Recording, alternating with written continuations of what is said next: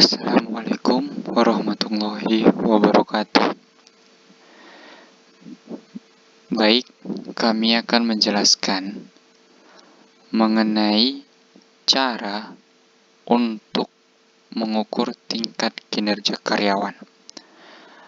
Adapun judul ataupun tema yang kami usung yaitu meningkatkan produktivitas melalui tingkat kinerja karyawan. Adapun kelompok kami terdiri atas M. Alfi Marunduri, M. Syafi'i Hisam, Samuel Pardede, Alfandi Simanjuntak, dan Juliantonius Koman. Baik, tema yang kami usung dilatar belakangi oleh kinerja karyawan merupakan kemampuan dari karyawan untuk menghasilkan sesuatu atau produk dalam kaitannya dengan suatu perusahaan. Kinerja karyawan merupakan indikator yang penting untuk menghasilkan tingkat produktivitas perusahaan tersebut. Akan tetapi, karyawan memiliki sifat yang dinamis atau berubah-ubah, sehingga bisa berdampak bagi menurun produktivitas.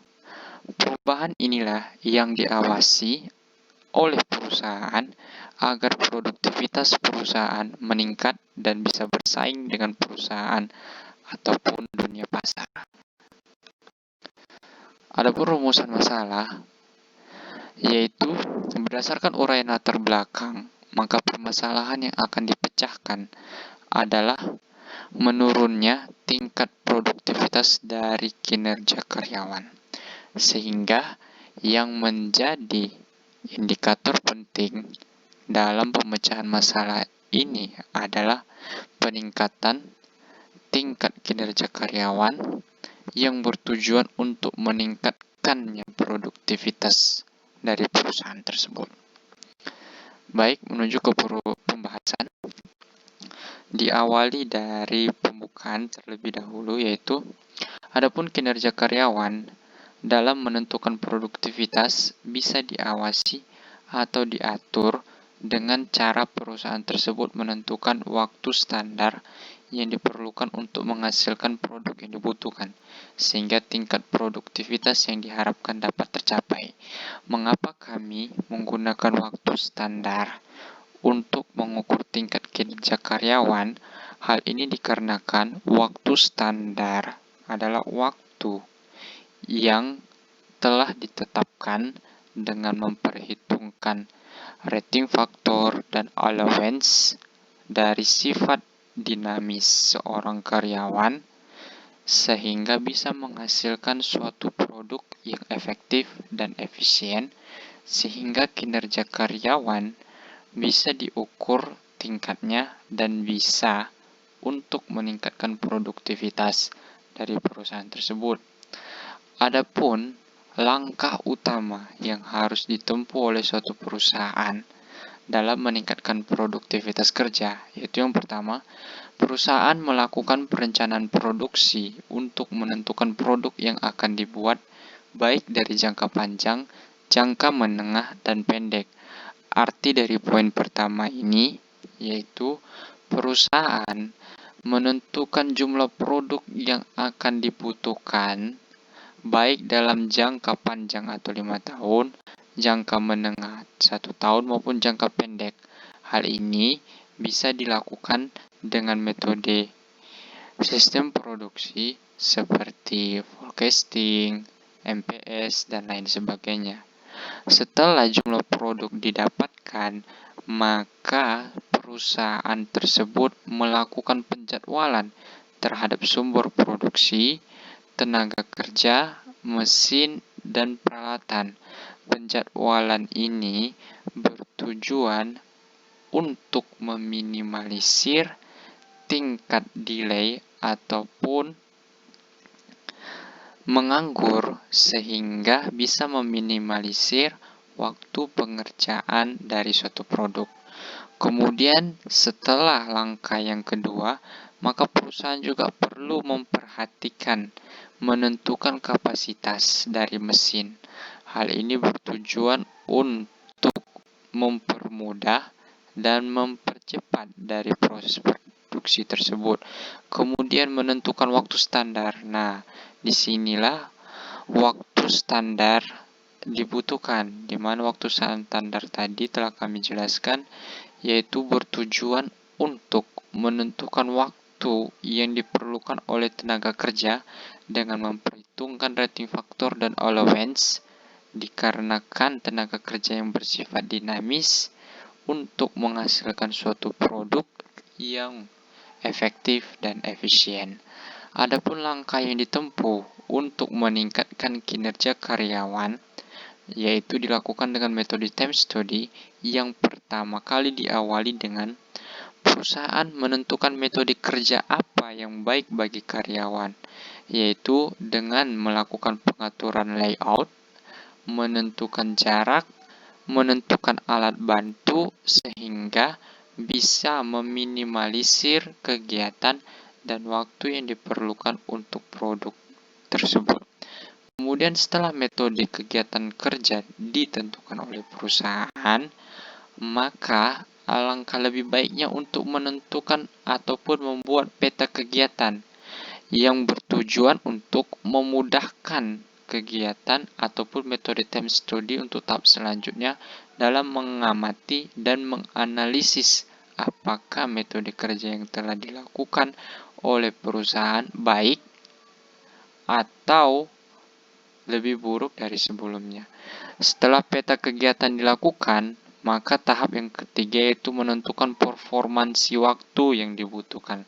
Adapun performansi waktu yang dibutuhkan yang pertama yaitu menentukan tingkat keakurasian dari data yang didapatkan pada data pengamatan peta kegiatan kerja.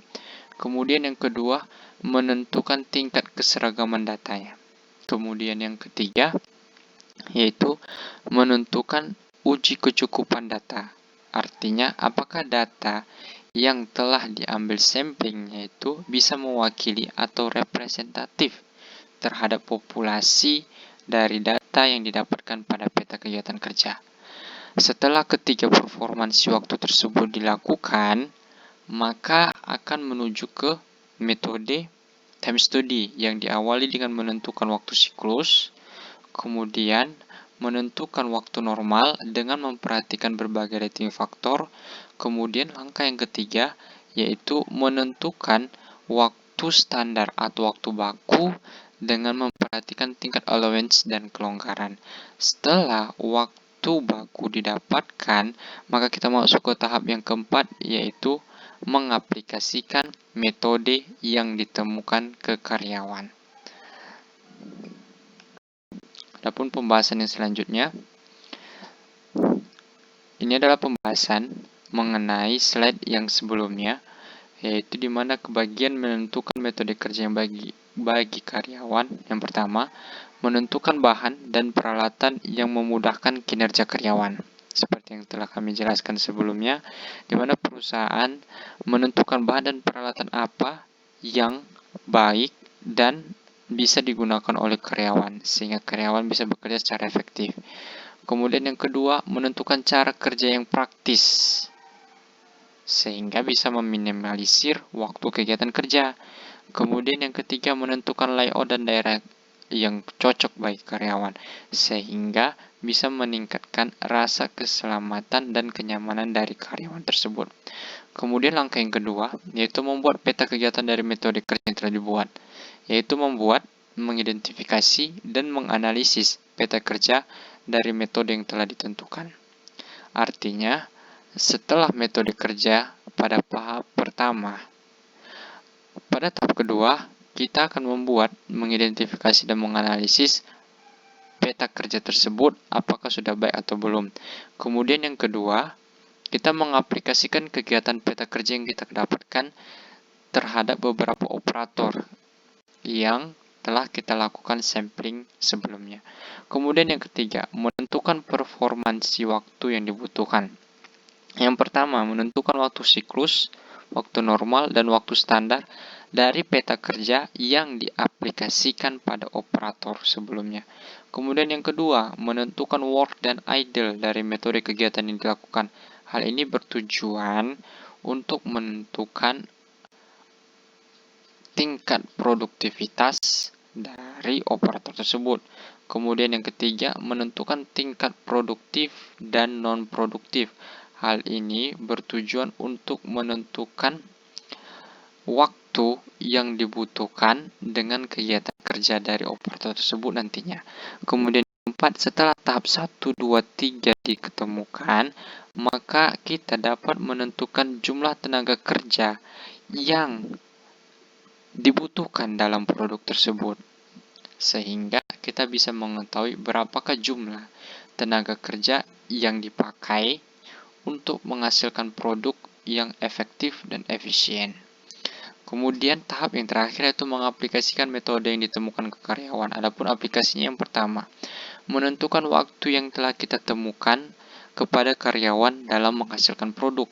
Kemudian yang kedua, melakukan perekrutan ataupun seleksi dalam karyawan. Perekrutan dalam hal ini, jika jumlah tenaga kerja yang didapatkan pada performansi waktu sebelumnya kurang dari tenaga kerja yang sebelumnya, maka kita akan melakukan perekrutan dan juga melakukan seleksi agar karyawan tersebut bisa mengikuti waktu ataupun aturan kerja yang telah ditetapkan perusahaan, sehingga perusahaan tersebut dapat meningkatkan kinerja karyawannya yang berdampak pada produktivitas dari perusahaan tersebut.